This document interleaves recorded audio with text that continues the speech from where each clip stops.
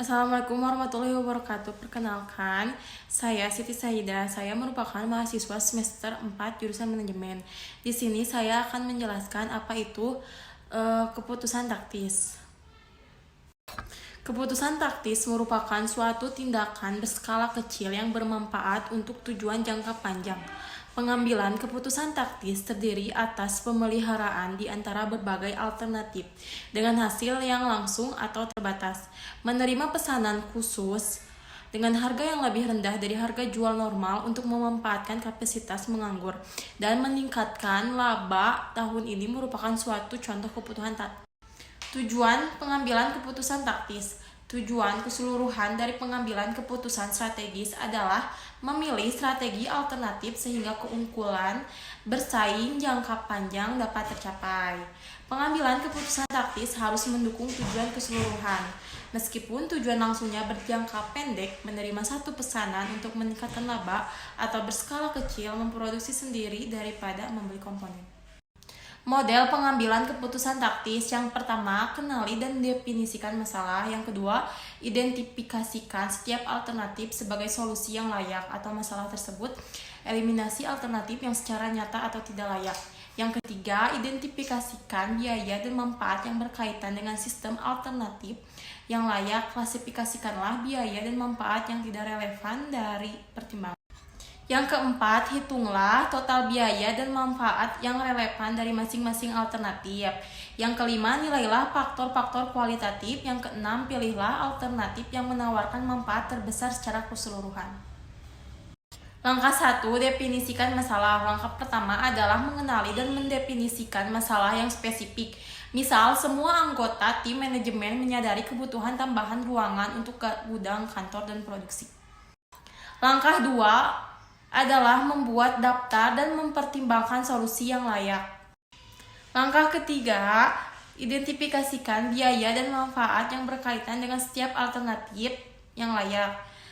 Anggaplah sebuah perusahaan menetapkan biaya pembuatan barang dan alat sebagai berikut, seperti contoh di tabel di bawah ini.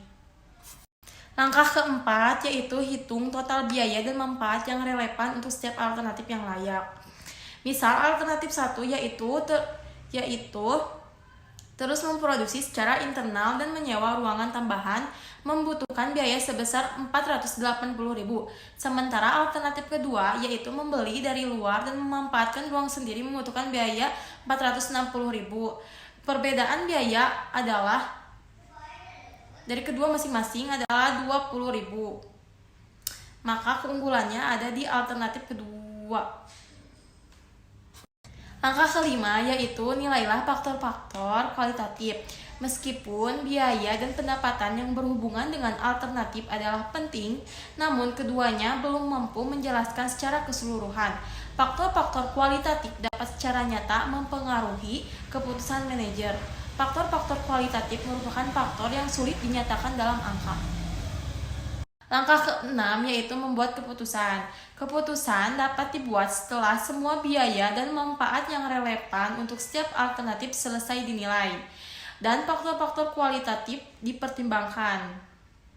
Berdasarkan selisih biaya dari kedua alternatif yang relatif kecil dan beban duel produk dalam menjamin kualitas serta pembekerjaan secara penuh, maka diputuskan untuk membuat batang dan alat pengukur secara internal serta menyewa gudang. Apa itu biaya relevan? Biaya relevan merupakan biaya masa depan yang berbeda pada masing-masing alternatif. Semua keputusan berhubungan dengan masa depan, karena itu hanya biaya masa depan yang dapat menjadi relevan dengan keputusan.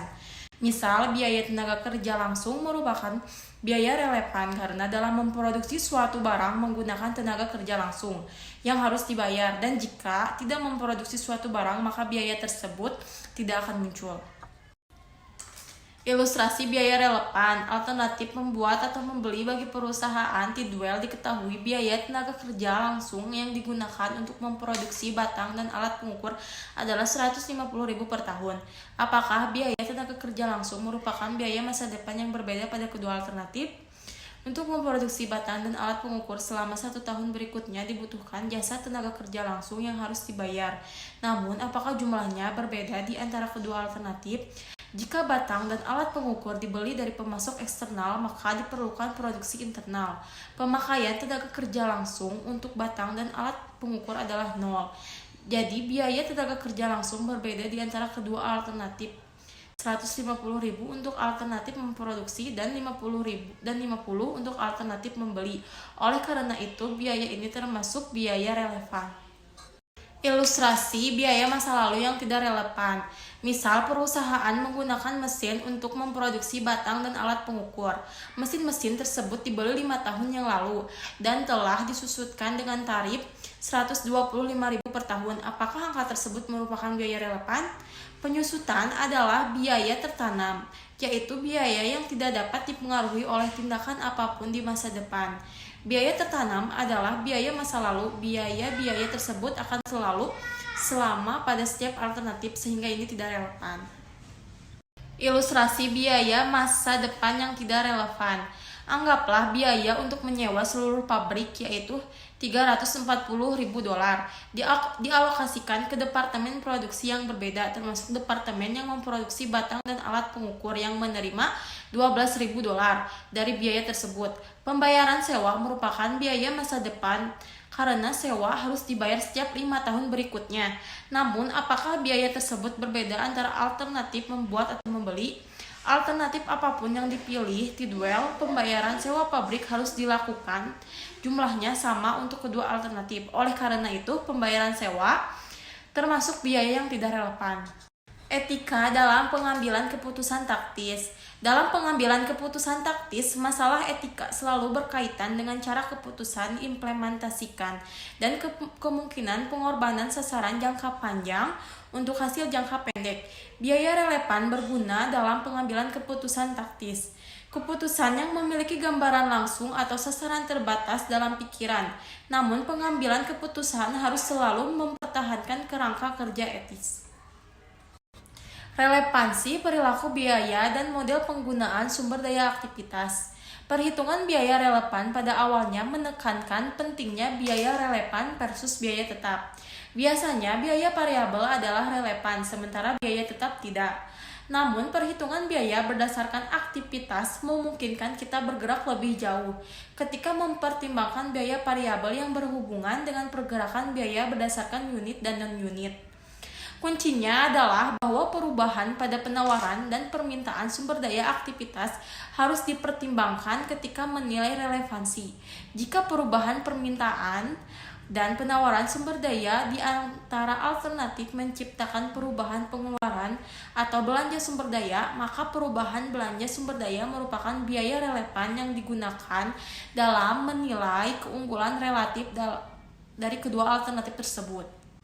Sekian dari saya, mohon maaf bila terdapat banyak kesalahan. Wassalamualaikum warahmatullahi wabarakatuh.